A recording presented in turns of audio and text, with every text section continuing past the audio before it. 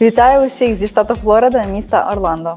Я прилетіла до Сполучених Штатів за програмою Uniting for Ukraine, і у цьому відео хочу поділитися досвідом перельоту з Європи в Штати, як купувати квитки та де, і що запитує офіцер міграційної служби на кордоні. Я Катя, рада вітати тебе на своєму каналі. Тут я розповідаю про життя за кордоном. На моєму каналі вже є кілька відео про життя в Румунії, але зараз ідуть відео про життя в Сполучених Штатах Америки. Підписуйся, щоб не пропустити цікаве. Поїхали!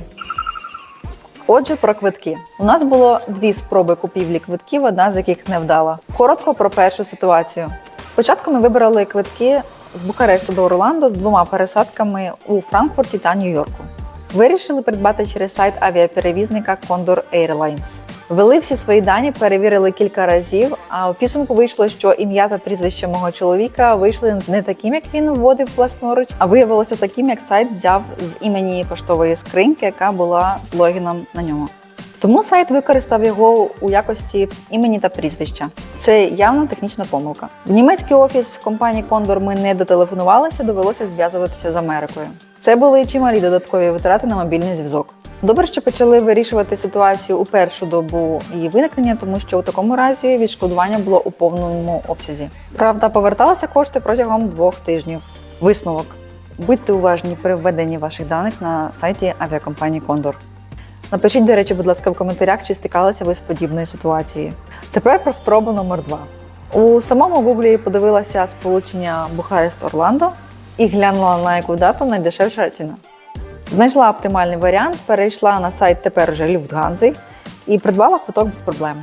Отже, квитки коштували нам на 3 $2400, це з урахуванням багажу.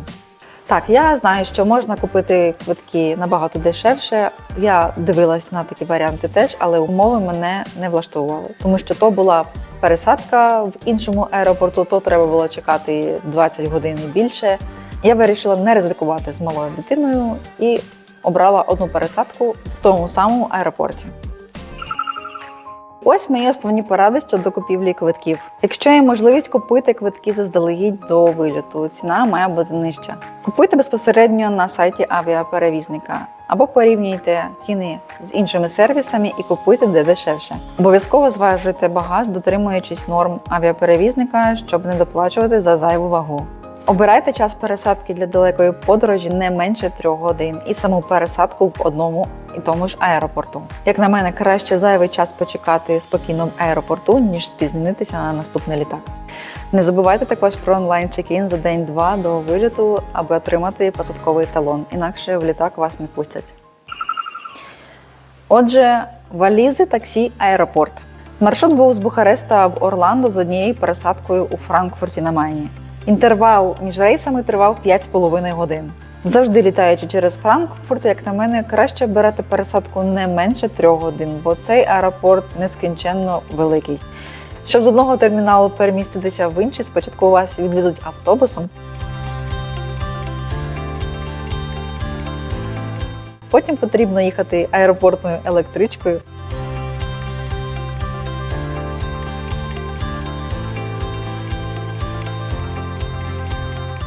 а потім ще потрібно дійти на своїх 2 до пункту контролю. Якщо ви у франкфуртському аеропорті вперше і зовсім не орієнтуєтеся, то звертайте увагу на вказівники, вони вас точно доведуть до назначеного місця. Під час перевірки у Франкфурті до мене питань особливо не було, я забрала свої речі, але раптом я почула, як мене кличуть. Це був офіцер, і він попросив мене пройти до іншої кімнати для додаткової перевірки. Сказали, що у речах побачили якусь суміш. Запитали, чи немає пудри чи щось подібного. Запідозрили, мабуть, заборонені речовини, почали обережно все витягувати і знайшли дитячу кашу, яку я приготувала дитині на випадок, якщо потрібен буде перекус.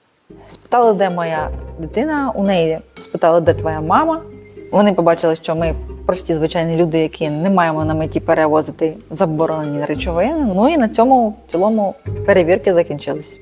Респект, звісно, за такий рівень перевірки, але я зрозуміла, що їжу з собою краще не брати. То все, що взяли, з'їли до контрольного пункту і пішли собі далі. Хоча можете взяти з собою якісь перекуси, типу горішків, печива, яблук, але завжди є вірогідність, що вас на контролі попросять це все викинути у смітник. А якщо й не попросять, то до контролю в Сполучених Штатах варто це все з'їсти, аби не ввозити зайвий раз продукти туди і не мати ніяких проблем і клопотів при інтерв'ю з офіцером. Раптом щось він запідозрить або настрій його буде якийсь не такий. Отже, далі після контролю ми знайшли, де наш наступний гейт, та попрямували до зали очікування. Щодо проведення часу між рейсами. Наш наступний гейт був у терміналі Сі. Ми були з дитиною і тому вирішили провести цей час у бізнес-залі від Люфтганзи, щоб спростити собі життя протягом цих годин. Ця зала знаходиться біля гейтів Сі-14, Сі-15. Якщо є така можливість, то заплативши 50 євро за одного дорослого, у вас буде доступ до комфортного відпочинку з безлімітною їжею та напоями та необхідними зручностями. Є, звісно, ще й інші бізнес-зали в інших локаціях цього аеропорту. Ми обрали цю, тому що вона була ближче до нашого наступного гейту. Рейс через Атлантику затримався на 2 години через сильний дощ. Хоча ця затримка мене насторожувала та непокоїла, ми врешті-решт вилетіли.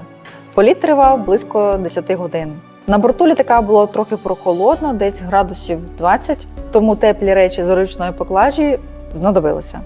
Але також кожному пасажиру дається подушка та теплий плед. Ну і щоб не здуріти з нудьги, в літаку, слава Богу, є планшет, на якому можна подивитися фільми, послухати якісь подкасти, подивитися мультики або просто спостерігати за інформацією про політ. Або можна просто поспати, що теж є цікавим варіантом. У першому літаку нам дали просто водичку по 330 мл, дитині перепали ще й подаруночки. Дали і цукерки, і розмальовки з олівцями, і навіть іграшку літачка. Дрібниця, але приємно. У другому літаку у нас годували 2 рази, давали напої та різні перекуси.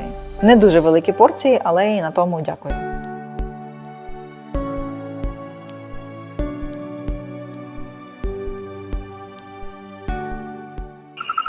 Що ж, 10 годин польоту над Атлантикою і ми в Сполучених Штатах.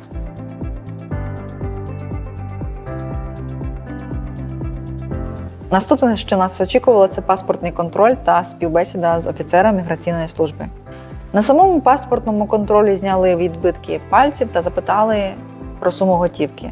Декларацію ми не заповнювали, тому попросили нас пройти до іншої спеціальної кімнати. Там за стійками були 2 міграційні офіцери, а в черзі перед нами було десь людей 5. У нас взяли паспорти і наші travel authorization, і ми чекали своєї черги десь хвилин 20. Потім по одному запросили до цієї стійки і почали ставити запитання. Чи знаємо ми спонсора та номер його мобільного телефону. Номер мобільного нам був невідомий, тому запитали, як ми контактували з ним. Потім у нас знову взяли відбитки пальців, сфотографували, дали інформацію щодо подальших дій у медичній сфері. І, до речі, про ковід-сертифікати не запитували. Врешті-решт поставили штампи у паспорти, і ми почули приємну фразу «Welcome to USA».